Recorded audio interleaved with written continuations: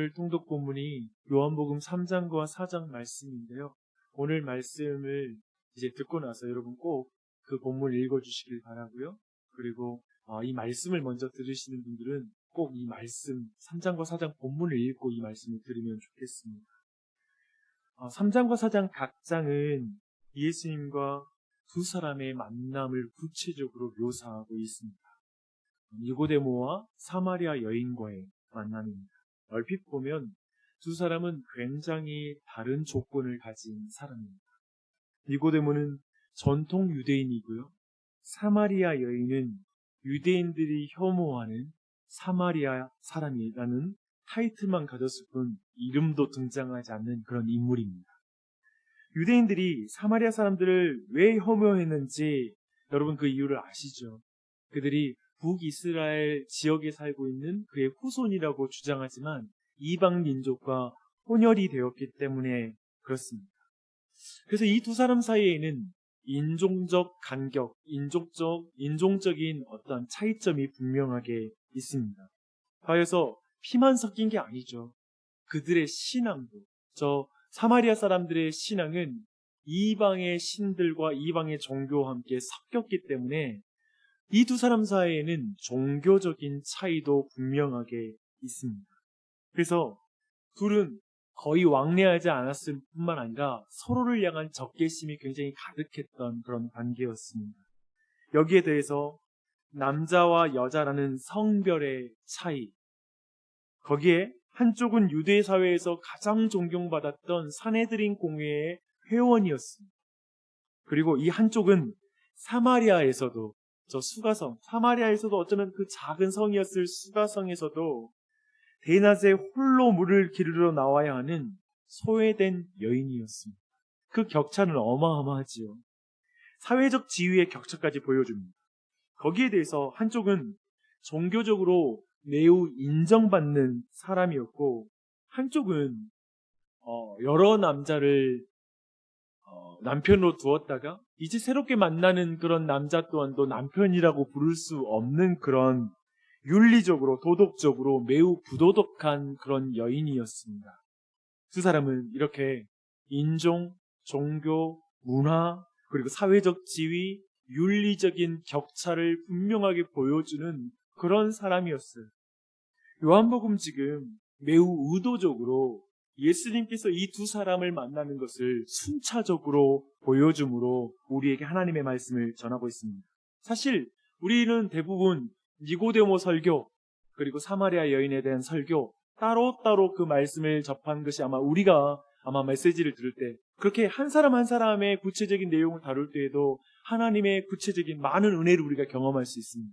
근데 요한복음은 의도적으로 둘을 대조하여 비교하여 봄으로 하나님의 메시지를 우리에게 전해주고 있습니다. 오늘 메시지는 이 둘을 비교하여 보는 것에 집중하도록 하겠습니다. 우선 우리는 두 사람의 차이점을 세상 사람들이 어떻게 대하는지 한번 생각해 보시길 바랍니다. 세상은 니고데모를 의인이라고 부를 것이고요. 저 사마리아 여인은 죄인으로 구분할 것입니다. 니고데모는 당대의 유대인이 볼 때에 참 유대인이었습니다. 저 사마리아 여인은 당대의 사마리아의 사람들이 보기에도 부정한 사람이었습니다. 너무 큰 대조이죠. 지금 사실 이 유대 사회와 사마리아 사회를 비교하여 거룩한 백성, 부정한 백성을 나누는 그런 상황이었거든요. 그런데 지금 저들이 그런데 그 사회 안에서도 한쪽은 매우 의롭고 존경받는 사람이 바로 니고데모이고 한쪽에서 또 사마리아 사회 안에서도 완전히 아웃사이더인 그런 여인이 바로 이 수가성의 여인입니다. 비참하게 사는 죄인으로 인정받는 그런 여인이었죠. 우리는 이들 중에 세상 사람들은 니고데모를 높이 평가하고 그와 대화를 나누는 게 너무나 편할 것입니다. 그렇죠? 목사인 나로서도 이 두 사람 중에 누구를 만나서 대화하고 싶고 누가 더 편하게 느껴질까 싶을 때 당연히 니고데모입니다. 니고데모를 높이 평가하고 그와 대화를 나누는 게 편합니다.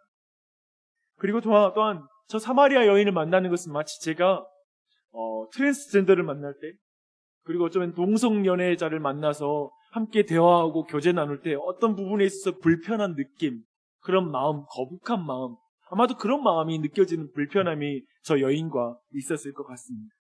어쩌면 전혀 대화가 통하지 않는 그런 철저히 물질주의적이고 쾌락적인 그런 사람을 만났을 때의 불편함, 그런 차이를 느낄 것 같습니다. 사실 우리의 문화는 성격 차이, 기질 차이만 보여도 굳이 그것을 장벽이라고 만들어서 서로 관계를 어느 정도 담을 쌓고 교류를 하지 않는 것이 바로 우리 사회의 문화입니다.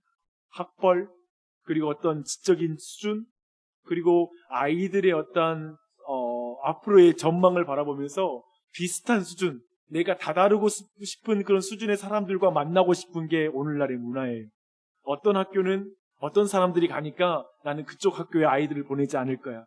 어려서부터 어울리는 사람이 달라야 돼.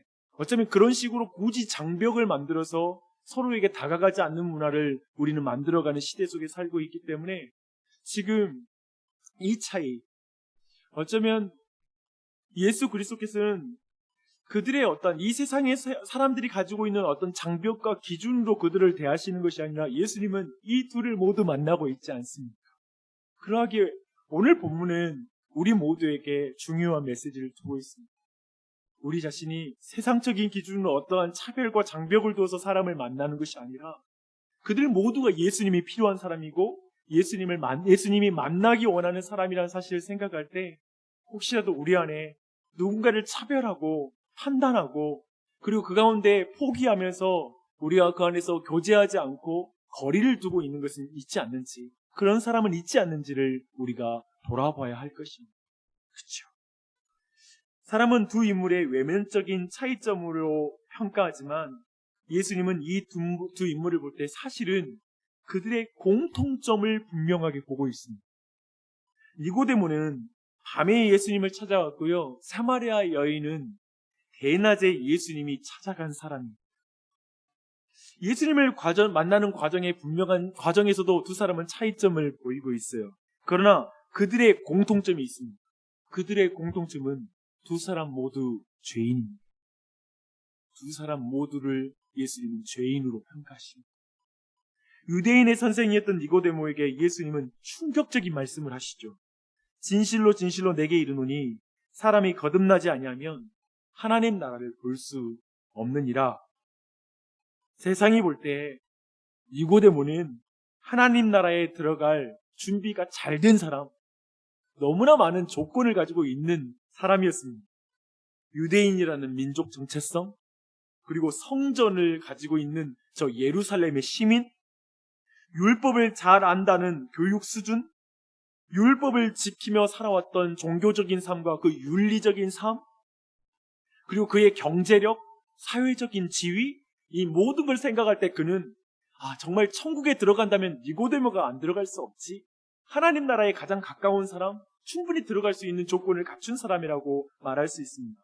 그리고 지금 그는 예수님에 대한 호감을 가지고 예수님께 밤중에 찾아왔던 그런 마음을 가지고 있는 사람이었습니다. 그런데 예수님은 그에게 충격적인 말을 하는 거예요. 너는 거듭나지 않았다. 너는 하나님 나라에 들어갈 준비가 되지 않았다라고 이렇게 평가해버린 것입니다.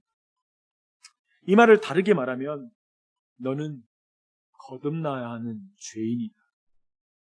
죄인은 하나님 나라에 들어갈 수 없다. 이렇게 말한 것입니다. 여러분, 이런 말을 들었을 때 얼마나 니고데모가 충격적이었겠어요. 그렇다면 어떻게 거듭날 수 있을 것인가? 그것이 바로 니고데모의 질문이었습니다. 어떻게 해야 제가 다시 어머니의 자궁 속으로 들어가야 되는 것입니까? 어떻게 해야 합니까? 거듭나려면 어떻게 해야 합니까? 내가 어떻게 해야 합니까? 이게 바로 니고데모의 질문이었습니다. 그래서 이 거듭남이라는 이 단어만큼 충격적인 단어는 없었을 것입니다. 어떻게 해야 될지를 모르겠으니까. 돈을 내란다면 어쩌면 니고데모에게는 돈이 있었을 것입니다. 니고데모에게 뭘 해라고 말한다면 니고데모는 아마도 모든 걸 할 수 있을 준비가 됐는데 거듭남이라는 단어 앞에 너무 당혹스러운 것입니다. 예수님은 거듭남이라는 단어를 통해 명확하게 니고데모에게 이렇게 말씀하시는 것입니다. 거듭남은 사람의 노력으로 가능한 것이 아니란다. 내가 죄에서 정결하게 되어 하나님 나라에 들어갈 의인이 되는 것은 사람에게 속한 것이 아니란다. 이제 곧 내가 내 죄를 위하여 십자가에 달려 죽을 것이니 그 십자가를 바라볼 때 내가 구원을 얻는 것이다.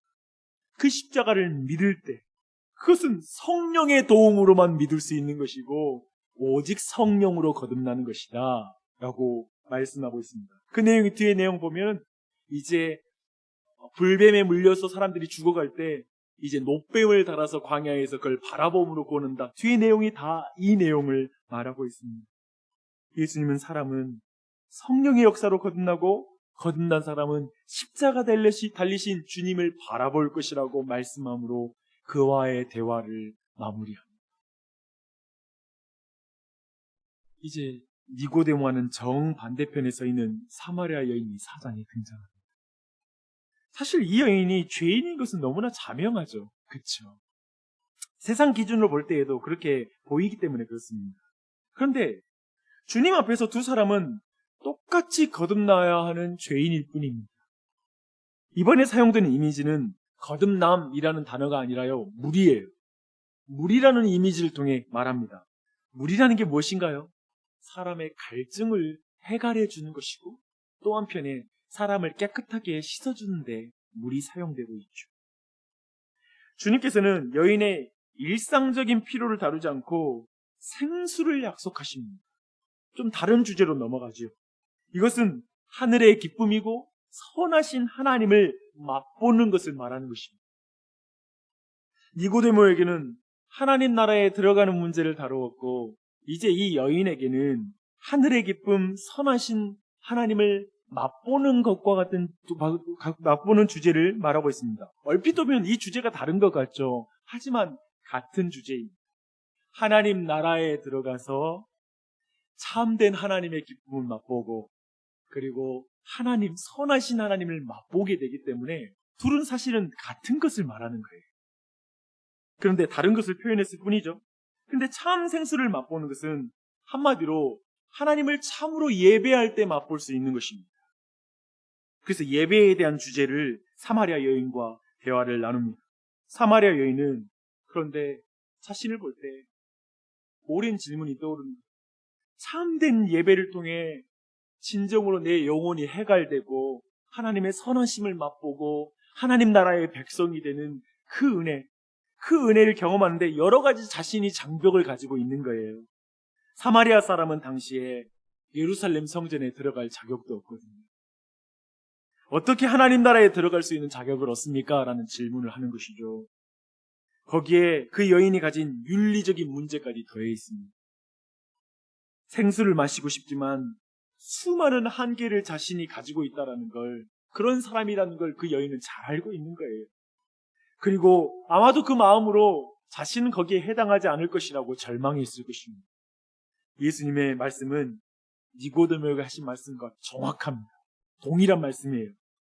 너도 하나님을 예배할 수 있다. 하나님께 영과 진리로 예배하는 자들은 하나님의 충만함으로부터 나오는 은혜를 맛볼 수 있단다. 내 인종이 사마리아인이어도 내가 예루살렘 성전에 있지 않아도 내가 가진 모든 한계로 하나님을 예배하는 것이 불가능한 것이 아니다. 이런 것은 중요하지 않다. 영과 진리로 예배할 때가 있느니 고난이 이제 그때가 왔다 라고 말씀하십니다. 오직 성령의 도우심으로 너는 예배할 수 있고 그것을 통해 너는 하나님 나라의 백성이 되어 참된 예배자가 되어 하나님이 주시는 생수의 기쁨, 하나님의 선하신 그 하나님을 맛보는 기쁨을 너는 너의 것이 될 수 있단다 라고 이렇게 말씀하십니다. 놀랍게도 여인은 대화를 통해서 자신 앞에 계신 분이 선지자라는 것을 인식하지만 주님은 그 여인에게 내가 바로 그 그리스도다, 메시아다라고 말씀하세요.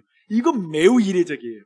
다른 어떤 본문을 보십시오. 예수님이 직접 나는 메시아다라고 말하신 그 본문이 등장하지 않습니다. 그런데 이 일 후에 사마리아의 수없이 많이 잃어버린 영혼들이 주님께 돌아오고 구원을 받는 역사가 나타나죠. 그렇죠. 사실 요한복음은 이 결과를 통해서 사실 니고데모도 나중에 구원받는 사람이 되고요. 이 여인도 구원을 받습니다. 하지만 결과적으로 봤을 때 예루살렘 성에는 어떤 큰 변화가 일어나지 않아요. 하지만 사마리아 성 사람들의 수많은 사람들이 구원을 얻는 걸 통해 저는 볼 때 요한복음이 묘한 대조를 주고 있는 것 같아요. 또 한편에 니고데모는 이름을 밝히고 있지만 여인의 이름은 밝히지 않잖아요. 어떤 면에 있어서 저 이름을 밝히지 않는 것은 그 당대의 사마리아와 예루살렘의 차이를 보여주는 듯한, 이름을 한쪽은 말하고 한쪽은 말하지 않는 듯한 그런 느낌을 받지만, 사실은 하나님께는 이걸 통해 이 수가성의 진정한 구원의 기쁨이 있고, 그 성의 사람은 도리어, 저 이름 없는 사람들은 도리어 예수 그리스도를 받아들이고 그 가운데 생수의 기쁨, 하나님을 만나는 기쁨을 진짜 누린 게 어디냐? 저 예루살렘 성이냐? 자존심 높고 교만하고 성전을 가졌다고 말하는 자들이 나를 만난 게 아니라, 이 수가성의 사람들, 이름 없는 사람들이 나를 만나고 내 이름을 귀히 여기고 내 이름을 만나고 나를 영접하고 진정한 기쁨을 맛봤다라고 말하는 것 같습니다. 그렇지 않습니까? 니고데모와 사마리아 여인을 보십시오. 사실 그들은 너무나 다른 모습 안에서 모든 사람을 포괄하고 있는 두 사람. 그렇죠. 종교적인 사람과 비종교적인 사람, 영적인 사람과 육적인 것 같은 사람. 너무 달라 보이죠. 그런데 둘 다 죄인이에요. 둘 다 죄인이에요. 세상 사람 보세요. 너무 달라 보이죠. 향수를 뿌리고 좋은 브랜드의 옷을 잘 입고 강남을 걷는 사람과 저 시골 사람이 달라 보여요. 땀 냄새 나고 불쾌한 냄새가 나는 사람이 달라 보여요. 아니요, 둘 다 죄인이에요. 둘 다 죄인이에요. 거듭남이 필요한 죄인입니다. 예수님은 그들 모두를 만나주세요. 잊지 마세요. 두 사람 모두 스스로는 거듭날 수 없어요. 성령과 진리로, 물과 성령으로 거듭나는 것이죠. 믿으십니까? 그렇기 때문에 예수님은 그들 모두를 만나주세요. 예수님을 만나야만 돼요. 두 사람 모두. 우리 모두 어쩌면 인생의 밤을 지나고 있는 지금일 수 있어요. 우리도 대낮에 홀로 물을 길어야 하는 외로운 인생일 수 있습니다. 어떤 사람은 세상 사람이 볼 때 다 좋은 조건 갖췄고 좋은 직장에 여러 가지 정말 사람들이 볼 때 윤리적인 것 같고 여러 가지로 교회도 다니고 있고 수많은 조건을 가지고 있는 니고데모와 같을지 몰라요. 하지만 남들 모를 질문을 가지고 예수님 앞에 남모르게 눈물을 흘리고 있는 사람이 있을 수 있고, 어떤 사람은 자신의 더러움을 들키지 않으려고 남들 보지 않는 시간, 남들에게 자신의 어떤 수치가 들킬까봐, 그것이 공개될까봐 두려워 전전긍긍하는 저 여인과 같은 사람이 있을 수 있어요. 우리가 어떻게 회복될 수 있습니까? 그러한 사람들이 어떻게 회방되어서 온전한 자유를 경험할 수 있습니까? 주 안에 사랑하는 여러분, 코로나19 상황 속에 우리는 얼마나 무너지고 넘어지고 있습니까? 다음 주부터 꽃교회가 리빌딩 60일 보내려고 해요. 우리가 막 이렇게 노력하면 부흥이 올까요? 그 참된 회복이 일어날까요? 사람들의 노력으로요 거듭날 수 있을까요? 저는 그렇게 믿지 않아요. 우리는 그 시간을 그런 식으로 지키려고 하는 게 아닙니다. 다음 주 우리는 이 시간을 통해 오직 성령이 진리 안에서만 하나님의 부흥이 오고 회복이 오고 다시 세워지는 것이 일어난다고 믿습니다. 오직 그걸 의지할 뿐이죠. 그래서 저 여인처럼, 니고데모처럼 우리가 뭘 해서 거듭난다는 것이 아니라 주님 만나야 돼. 주님 만나려고 말씀 보고 주님 만나려고 기도하는 것이죠. 다른 게 아무것도 없는 것입니다. 이 아침에 기도하는 여러분, 이 한 주 동안 또 기도하는 여러분, 말씀 듣는 여러분, 주님 붙잡고 주님 만나야 돼요. 그래야만 내 가정, 내 자녀, 내 자신, 온 교회가 회복돼요. 그거 외에는 없어요. 인간이 노력해서 거듭나지 않아요. 그거 기억하십시오. 그래서 그 은혜를 간구하는 이 아침, 그분의 은혜만을 간구하는 이 아침 되시길 축원합니다. 기도하겠습니다.